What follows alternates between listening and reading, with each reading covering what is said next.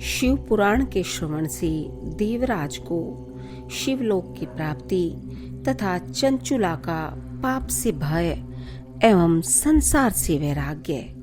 श्री शौनक जी ने कहा, महाभाग सूत जी, आप धन्य हैं, परमार्थ तत्व की ज्ञाता हैं। आपने कृपा करके हम लोगों को यह बड़ी अद्भुत एवं दिव्य कथा सुनाई है। भूतल पर इस कथा के समान कल्याण का सर्वश्रेष्ठ साधन दूसरा कोई नहीं है। यह बात हमने आज आपकी कृपा से निश्चय पूर्वक समझ ली। सूत जी, कलयुग में इस कथा के द्वारा कौन कौन से पापी शुद्ध होते हैं, उन्हें कृपा पूर्वक बताइए और इस जगत को कृतार्थ कीजिए। सूत जी बोले, मुने, जो मनुष्य पापी, दुराचारी, खल तथा काम क्रोध आदि में निरंतर डूबे रहने वाले हैं, वे भी इस पुराण के श्रवण पठन से अवश्य ही शुद्ध हो जाते हैं। इसी विषय में जानकार मुनि इस प्राचीन इतिहास का उदाहरण दिया करते हैं, जिसके श्रवण मात्र से पापों का पूर्णतया नाश हो जाता है। पहले की बात है, कहीं किरातों के नगर में एक ब्राह्मण रहता था, जो ज्ञान में अत्यंत दुर्बल, दरिद्र, रस बेचने वाला तथा वैदिक धर्म से विमुख था। वह स्नान, संध्या आदि कर्मों से भ्रष्ट हो गया था और वैश्यवृत्ति में तत्पर रहता था। उसका नाम था देवराज। वह अपने ऊपर विश्वास करने वाले लोगों को ठगा करता था। उसने ब्राह्मणों, क्षत्रियों, वैश्यों, शूद्रों तथा दूसरों को भी अनेक बहानों से मारकर उनका धन हड़प लिया था, परंतु उस पापी का थोड़ा सा भी धन कभी धर्म के काम में नहीं लगा था। वह वेश्यागामी तथा सब प्रकार से आचार भ्रष्ट था। एक दिन घूमता घामता वह देवयोग से प्रतिष्ठानपुर झूसी प्रयाग में जा पहुंचा। वहां उसने एक शिवालय देखा, जहां बहुत से साधु महात्मा एकत्र हुए थे। देवराज उस शिवालय में ठहर गया, किंतु वहां उस ब्राह्मण को ज्वर आ गया। उस ज्वर से उसको बड़ी पीड़ा होने लगी। वहां एक ब्राह्मण देवता शिव पुराण की कथा सुना रहे थे। ज्वर में पड़ा हुआ देवराज ब्राह्मण के मुखारविंद से निकली हुई उस शिव कथा को निरंतर सुनता रहा। 1 मास के बाद वह ज्वर से अत्यंत पीड़ित होकर चल बसा। यमराज के दूत आए और उसे पाशों से बांधकर बलपूर्वक यमपुरी में ले गए। इतने में ही शिवलोक से भगवान शिव के पार्षद गण आ गए। उनके गौरंग कर्पूर के समान उज्ज्वल थे, हाथ त्रिशूल से सुशोभित हो रहे थे। उनके संपूर्ण अंग भस्म से उद्दासित थे और रुद्राक्ष की मालाएं उनके शरीर की शोभा बढ़ा रही थी। वे सब के सब क्रोधपूर्वक यमपुरी में गए और यमराज के दूतों को मार पीट कर बारंबार धमकाकर उन्होंने देवराज को उनके चंगुल से छुड़ा लिया और अत्यंत अद्भुत विमान पर बिठाकर जब वे शिवदूत कैलाश जाने को उद्यत हुए, उस समय यमपुरी में बड़ा भारी कोलाहल मच गया। उस कोलाहल को सुनकर धर्मराज अपने भवन से बाहर आए। साक्षात दूसरे रुद्रों के समान प्रतीत होने वाले उन चारों दूतों को देखकर धर्मज्ञ धर्मराज ने उनका विधि पूर्वक पूजन किया और ज्ञान दृष्टि से देखकर सारा वृतांत जान लिया। उन्होंने भय के कारण भगवान शिव के उन महात्मा दूतों से कोई बात नहीं पूछी, उल्टे उन सब की पूजा एवं प्रार्थना की। तत्पश्चात वे शिवदूत कैलाश को चले गए और वहां पहुंचकर उन्होंने उस ब्राह्मण को दया सागर सांब शिव के हाथों में दे दिया। शौनक जी ने कहा, महाभाग सूत जी, आप सर्वज्ञ हैं। महामते, आपके कृपा प्रसाद से मैं बारंबार कृतार्थ हुआ। इस इतिहास को सुनकर मेरा मन अत्यंत आनंद में निमग्न हो रहा है।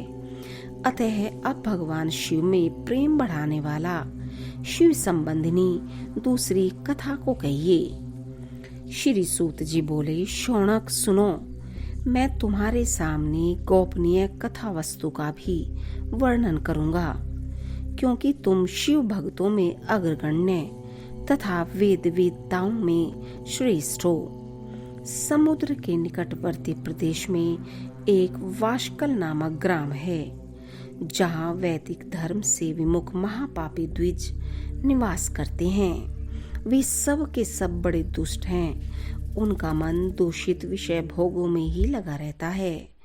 वे न देवताओं पर विश्वास करते हैं न भाग्य पर।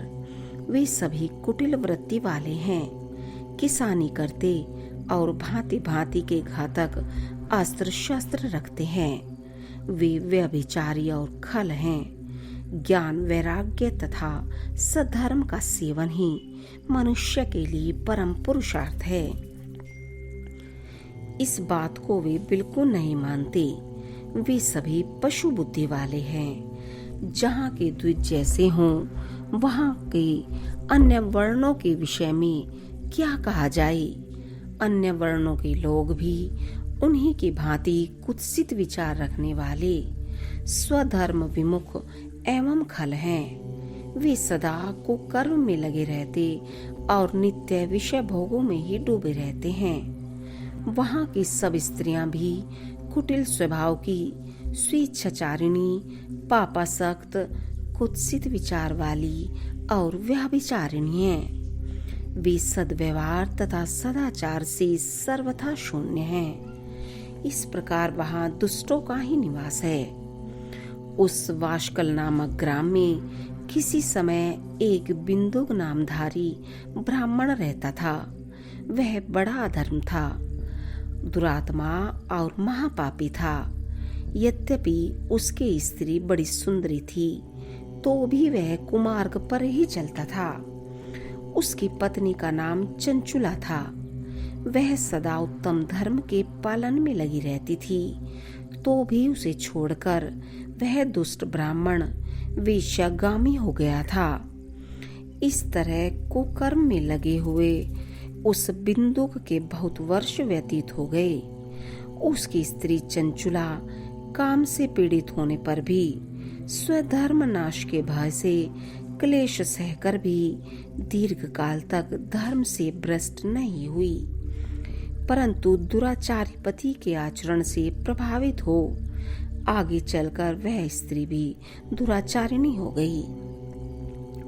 इस तरह दुराचार में डूबे हुए उन्मूढ़ चित्त वाले पति पत्नी का बहुत सा समय व्यर्थ बीत गया।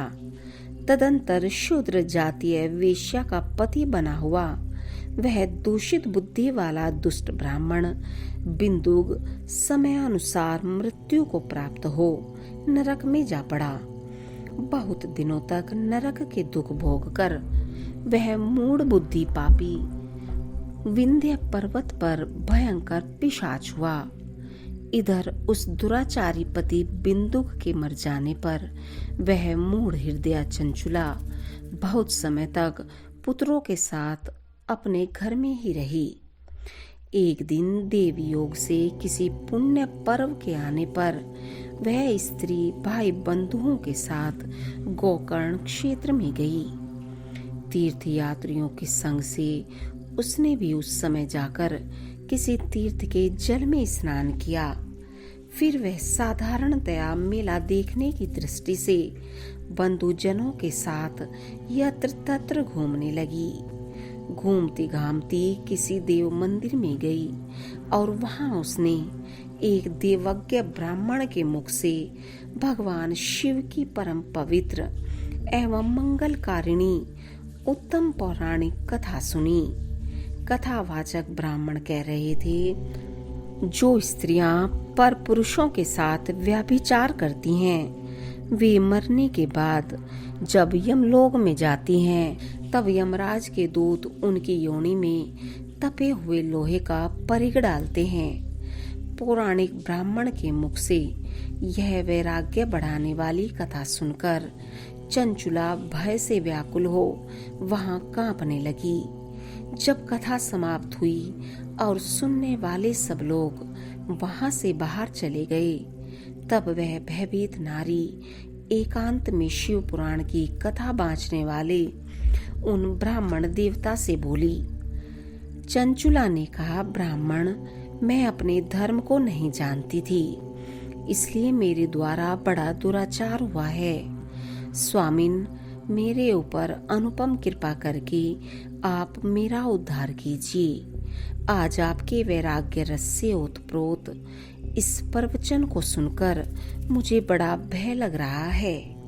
मैं कांप उठी हूँ और मुझे इस संसार से वैराग्य हो गया है। मुझ मूढ़ चित्त वाली पापिनी को धिक्कार है। मैं सर्वथा निंदा के योग्य हूँ, कुत्सित विषयों में फंसी हुई हूँ और अपने धर्म से विमुख हो गई हूँ। हाय, न जाने किस किस घोर कष्टदायक दुर्गति में मुझे पड़ना पड़ेगा और वहाँ कौन बुद्धिमान पुरुष कुमार्ग में मन लगाने वाली मुझ पापिनी का साथ देगा। मृत्यु काल में उन भयंकर यमदूतों को मैं कैसे देखूंगी, जब वे बलपूर्वक मेरे गले में फंदे डालकर मुझे बांधेंगे। तब मैं कैसे धीरज धारण कर सकूंगी। नरक में जब मेरे शरीर के टुकड़े टुकड़े किए जाएंगे, उस समय विशेष दुख देने वाली उस महायातना को मैं वहां कैसे सहूंगी।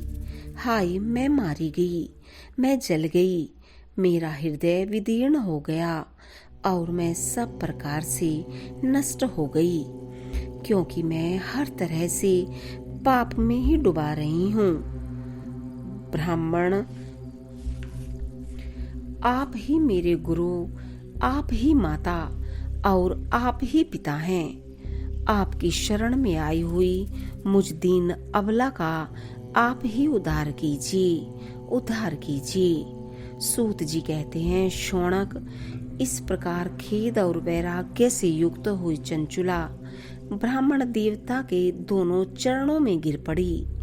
तब उन बुद्धिमान ब्राह्मण ने कृपा पूर्वक उसे उठाया और इस प्रकार कहा,